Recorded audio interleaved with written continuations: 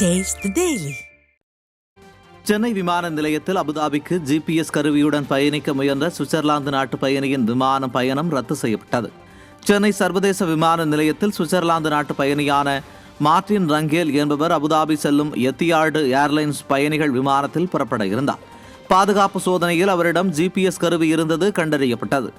இந்திய விமான பாதுகாப்பு சட்ட விதிகளின்படி ஜிபிஎஸ் உள்ளிட்ட கருவிகளுக்கு தடை உள்ள நிலையில் சுவிட்சர்லாந்து பயணியின் பயணத்தை ரத்து செய்து அவரையும் அவரது ஜிபிஎஸ் கருவிகளையும் சென்னை விமான நிலைய காவல் நிலையத்தில் பாதுகாப்பு அதிகாரிகள் ஒப்படைத்தனர்.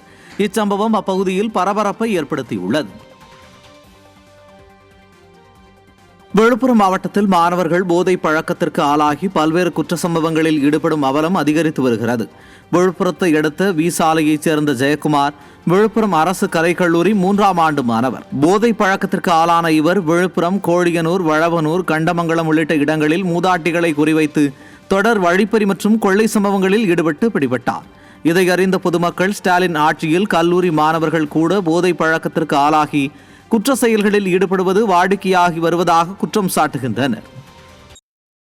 விருதுநகர் மாவட்டம் வத்திராயிருப்பு அருகே மாட்டுப் பொங்கலை ஒட்டி ஜல்லிக்கட்டு காளைகள் ஊர்வலமாக அழைத்து வரப்பட்ட சிறப்பு பூஜைகள் நடத்தப்பட்டன. வத்திராயிருப்பு அருகே கூம்பாப்பட்டி பகுதியில் ஜல்லிக்கட்டு காளைகளை அதன் உரிமையாளர்கள் குளிப்பாட்டி அலங்கரித்தனர். பின்னர் மேலதாளங்கள் முழங்க ஜல்லிக்கட்டு காளைகளை அதன் உரிமையாளர்கள் ஊர்வலமாக அழைத்து வந்து பூஜைகள் செய்து வழிபட்டனர்.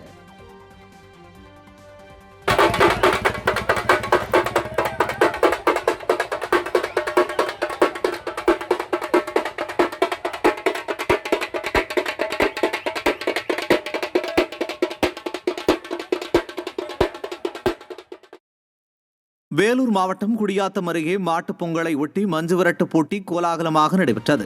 குட்லவாரிப்பள்ளி கிராமத்தில் 109ஆம் ஆண்டாக நடைபெறும் இந்த மஞ்சுவிரட்டு போட்டி எனும் எருதுவிடும் விழாவில் 200க்கும் மேற்பட்ட காளைகள் சீறி பாய்ந்தன.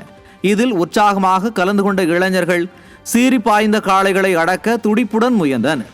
இதனை பார்வையாளர்கள் கரவொலி எழுப்பி உற்சாகமாக கண்டுகளித்தனர்.